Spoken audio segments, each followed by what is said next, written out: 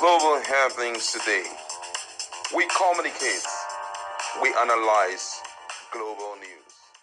Stay tuned. Hello, beautiful people. Welcome back to our channel. Some few days ago, Kenneth Okonkwo decided again to continue with the issue of Peter Obi, literally explaining a lot. Well, it's not sitting well with a lot of obedience. It's not sitting well with Peter Obi's camp, and they have decided to call him to order, and they have said to list it out for him. So it's not only Kenneth Okonkwo that have the capacity to talk or grant interview, they also have the capacity, and they have decided to utilize it. Let's dive into the newspaper to find out exactly what Valentine's got to say concerning this. But before he said, I listened attentively to Kenneth Okonkwo's recent interview, particularly the segment where he made unkind and unprovoked remarks about Mr. Peter Obi. To say I was disappointed would be an understatement, coming from someone who once enjoyed public goodwill as a vocal figure within the Labour Party. Kenneth's comments were not only unnecessary, they were deeply unbecoming. What is most telling is that his outburst was not triggered by a direct attack. Those who carefully followed Mr. Obi's own interview would have seen a man doing everything possible to avoid descending into personal commentary. Due to his nature, Obi focused squarely on policy, principle, and issues confronting the nation. Even when gently prodded and at times cornered by the interviewer to speak about personalities, Obi chose restraint. The few words he did say were couched in general terms, devoid of malice or direct reference. Yet Kenneth's response bore all the hallmarks of a man waiting eagerly for a fight. It was as though he had stored up grievances and needed only the faintest pretext to unburden them. Sadly, this is what politics often reveals. When ambition clouds judgment, even past allies become convenient targets. Politics, more than any other vocation, exposes the content of a man's character.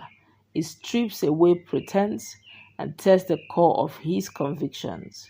Kenneth Okonkwo's reaction, in this case, revealed a lack of political maturity.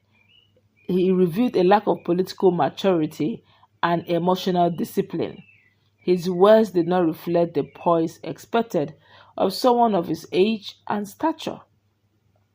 Instead, they echoed the frustration of a man who seeks harvest before the seed has taken root.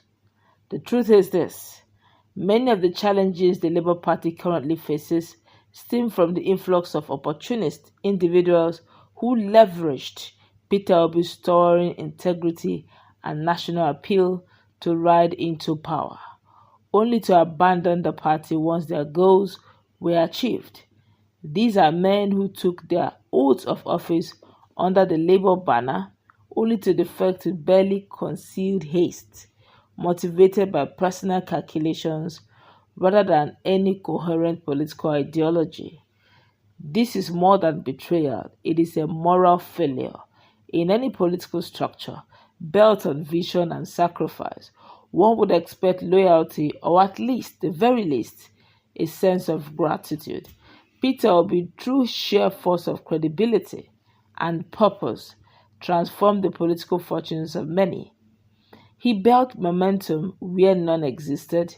Should it not be expected that those who rode on his back would wait, watching his next move, aligning themselves with the bigger cause? But in the age of instant gratification, patience is a rare virtue. Men like Kenneth Okonkwo, rather than building on the foundation laid before them, seem more intent on tearing it down for a fleeting visibility. Had he remained steadfast, supportive of the vision, faithful to the cause, nothing would have stood in his way from seeking higher political office within Labour Party, a Senate seat, a House of Representatives position, or even a governorship would have been well within reach. But consistency, loyalty, and principle are now often seen as liabilities in a political climate dominated by self-interest. And herein lies the tragedy, not just of Kenneth's politics, but of Nigerian politics at large. Those who should be the torchbearers of a new and better political culture and are often the first to retreat when that culture demands sacrifice. Rather than embodying the change we so desperately seek, they revert to the same habit that disillusioned the nation in the first place. Kenneth Okonkwo's recent posture sadly reflects this all too familiar regression. Peter Obi continues to offer a model of politics rooted in principle and service. That such a figure should be vilified by those who once cheered him on is not only ironic, it is instructive. It reminds us that in Nigerian politics, betrayal is never in short supply, and loyalty is often the first casualty of ambition. And that, tragically, is the problem with our politics and with men like Kenneth Okonkwo.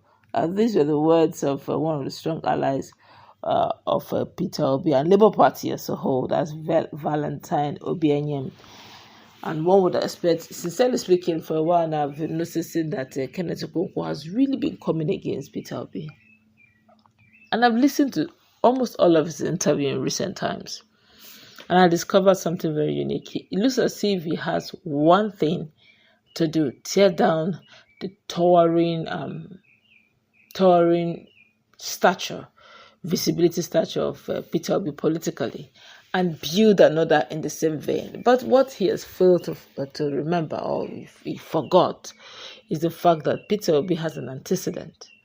And Nigerians may not be too quick to forget that antecedent. Whoever he wants to sell, whoever he wants to promote, whoever he wants to convince Nigerians to vote for, must have a towering characteristics than Peter Obi, such that it has been proven that such a person has capacity, integrity, and hard work, push, and vision, to take Nigeria to the next level where a new Nigeria is possible. Now, if such a person do not have better qualities than Peter Obi, he's just wasted his time, and he also have diminished his goodwill appeal that he got while promoting Peter Obi as his campaign person or his spokesperson. So he needs to also be careful on how he moves politically going forward. But the last interview I heard him talk about publicly, it looks as if he's pitching tent with Atiku. And I must say this very personally, that Atiku himself also may not even have the appeal to all Nigerians. This is not even the turn of the North. So that alone self, anybody that gets the flag bearer, any party gets the flag bearer, may not go far. Not because of anything, but because it looks as if Atiku's time is gone. He should actually support those who are well-meaning. But that's very good.